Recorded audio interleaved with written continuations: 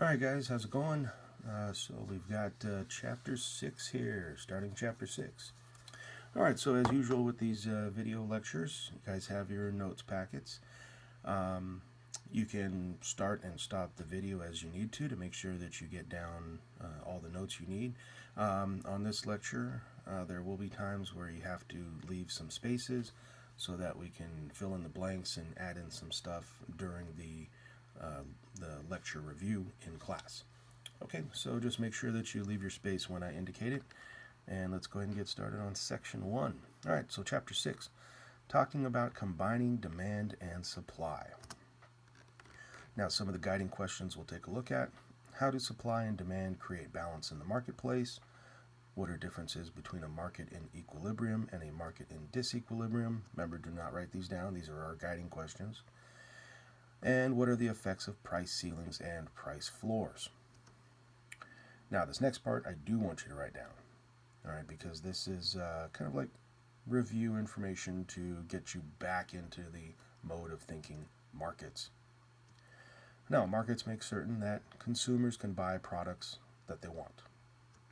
Okay, availability of products. Sellers make enough profit to stay in business. Producers are selling at a price that it creates incentive that they want to make more. Through revenue, they stay in business. But also sellers need to respond to changes in consumer needs and tastes to make sure that they are changing up their product, changing up the price to make sure that they meet demand. As with all these video lectures, I'll pause a few seconds at the end before I move on. But remember, you can stop and start to make sure that you get to write down what you need.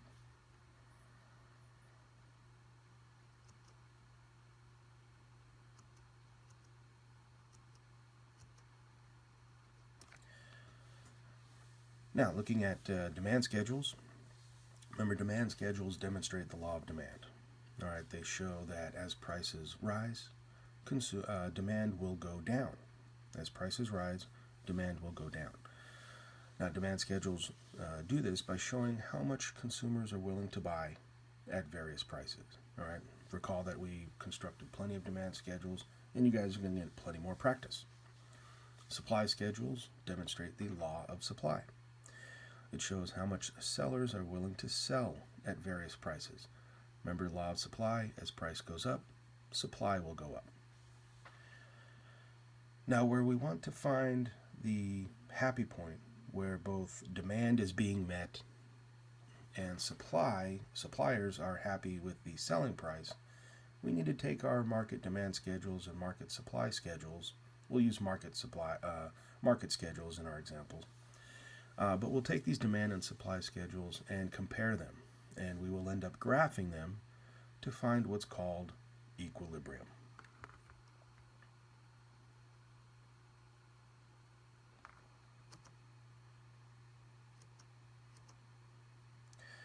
Now, go ahead and take down the information here about equilibrium.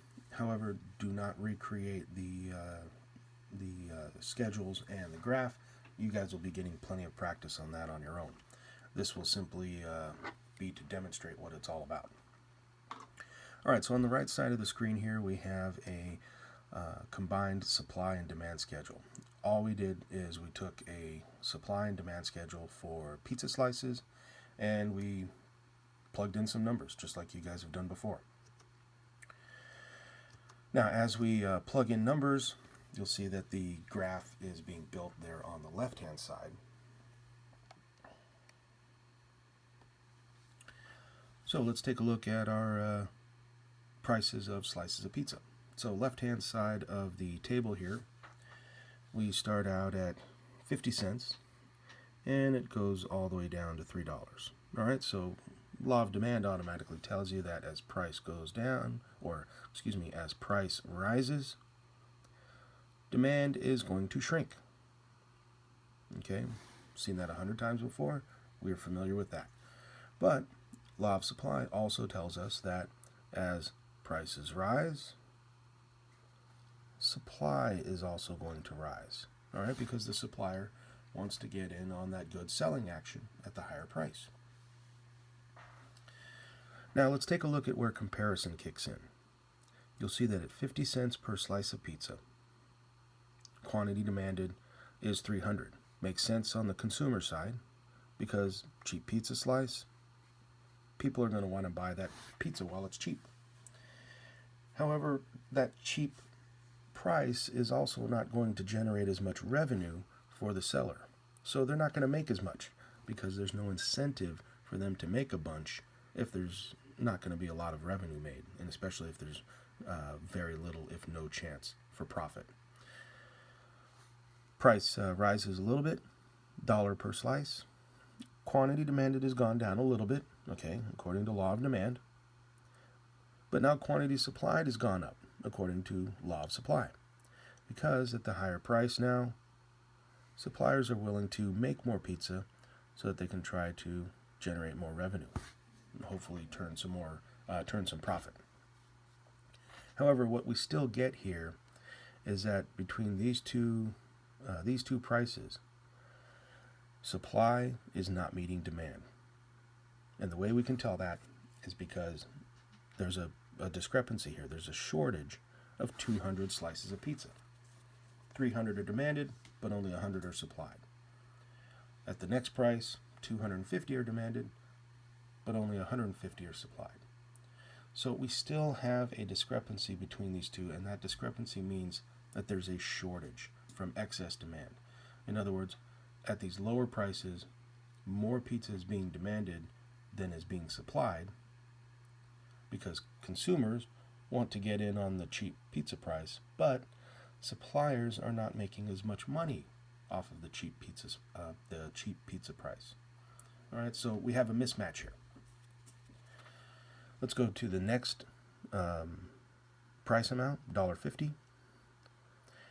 Quantity has, or demand has gone down a little bit more to 200 slices, but quantity supplied has gone up. Okay, remember, higher price, higher supply. So both have reached a point where they match up now.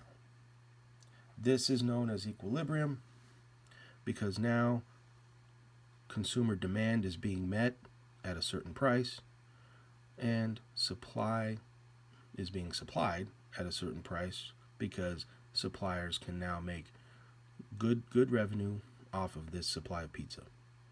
All right, so both are getting what they want. Demand is being met and sellers are making money at this price per slice. That's your equilibrium. Now, as we go down the table here, we have continued rising prices. Law of supply is going to tell you that as prices rise, quantity supplied is also going to rise. All right, remember, those sellers want to get in on the good money, the potential for good money. However, law of demand tells us that prices keep rising. Demand's going to keep going down because customers don't want to pay more for pizza. They'd rather pay less.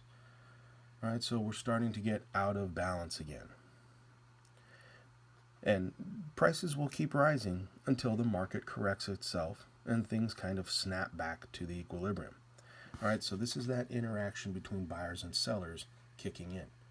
All right, price will continue to rise until it reaches a point where suppliers get the idea that, okay, my customers are shrinking. The lines for pizza have shrunk to a point where price needs to go back down. And so, again, price will get to a point, $3 at this point.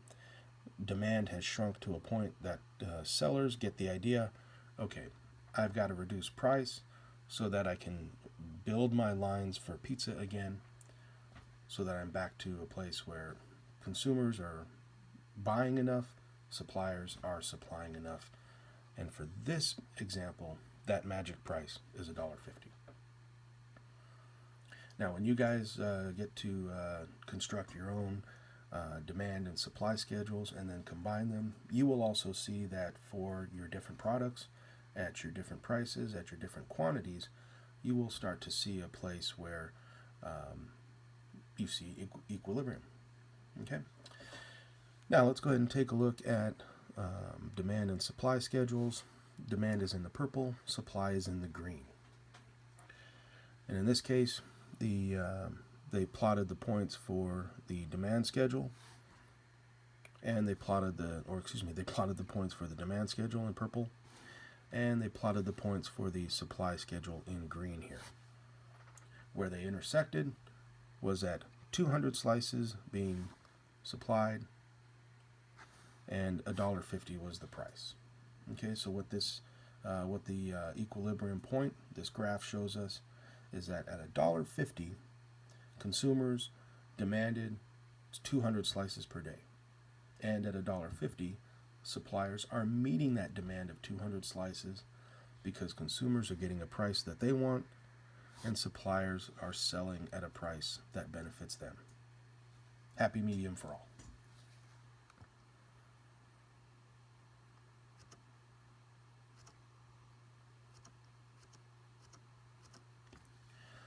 Now, taking a different look at disequilibrium, getting into the actual nuts and bolts of it. If market price or quantity supplied is anywhere except equilibrium, then the market is in disequilibrium, all right, meaning out of balance. Now, we just briefly talked about excess demand and supply. So when quantity demanded is more than quantity supplied, meaning that suppliers are not meeting demand because the selling price is not giving the suppliers any incentive to meet that demand. Now you have excess demand, which just means you have more demand than supply.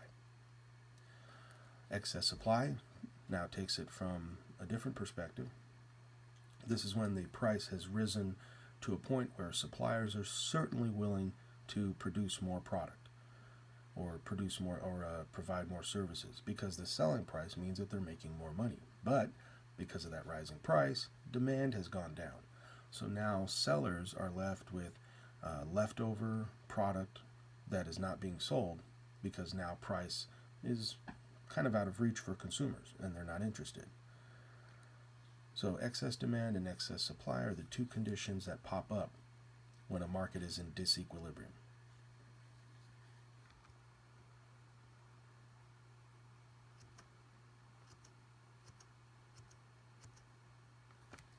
Now, take a couple of examples that you guys will be very familiar with. All right, so let's take excess demand from the perspective of limos on prom night. Okay, the supply of limos, if there's excess demand, then that means that prom goers are demanding more limos than are available. And the reason is because the price for renting limos has not reached a point where suppliers are willing to provide those additional limos and drivers to meet the demand on prom night. All right, so limo prices are cheap, which means that the limo suppliers are not willing to meet that demand. There's no incentive on the revenue side. All right, so take a different example. Let's say we're looking at corsages. All right, so let's say the price on corsages is high enough that suppliers are willing to produce a bunch of corsages for prom night ready to be sold. But the price is at a point where demand goes down. All right, so meaning that the corsages are more expensive than consumers want to pay for. All right, so suppliers will get some sales out of that, but because of your law of demand, consumers will start to buy less as the price rises. And what that means is we'll have excess supply. Sales will dwindle, which means that suppliers will be left holding the bag with a bunch of corsages that didn't sell. All right, so these are both instances where on the demand side, the market will have to correct itself, where prices rise to a point that prom goers are still willing to pay, and suppliers are willing to supply the additional limos and drivers. On the corsage side, with excess supply, price will have to drop back to a point where consumers are willing to pay that money for those corsages again, and suppliers are no longer left with extra supply that didn't sell. Okay, so equilibrium gets rid of excess demand and it gets rid of excess supply. Remember, finding that happy medium.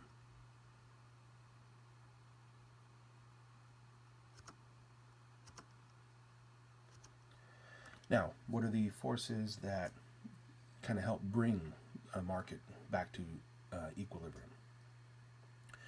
It's the interactions between buyers and sellers. Okay, when a market is in disequilibrium, all right, the market kicks in, the market goes to work. And just the interaction between buyers and sellers. Consumers shopping, maybe shopping different limo companies to find the price that best suits them. And on the seller side, sellers are paying attention to consumer tastes and preferences, and they're paying attention to the demand, but they also have to pay attention to the price to make sure that the incentive is there. All right, so all these different market forces, all these different interactions between buyers and sellers will always push the market back towards equilibrium. Consumers paying attention to their self-interest, suppliers paying attention to their self-interests. All right, and then that back and forth, that up and down, will push the market back towards equilibrium. Now, a different perspective is that when a market is in disequilibrium and prices are flexible, the same market forces, the interactions between buyers and sellers, will also push the market toward equilibrium. Okay, and for now, we're just going to worry about when prices are flexible. We're going to keep it simple. We're not even going to get to when prices are inflexible. Okay, so interactions between between buyers and sellers, market forces, they naturally push a market back towards equilibrium. Okay, remember, in free market. Markets are very self-correcting. They naturally tend towards equilibrium because of that interaction between buyers and sellers.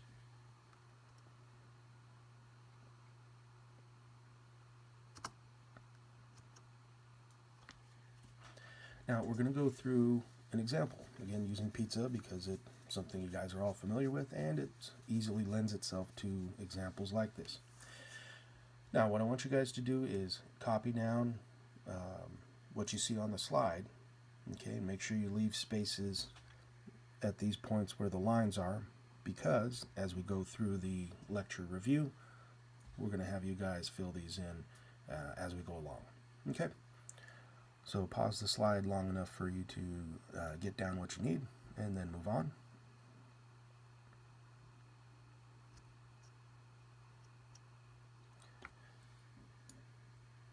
Okay, to finish off the example started on the previous slide, again, take down all of this information, make sure you leave the spaces. We will go over this together in class during the review.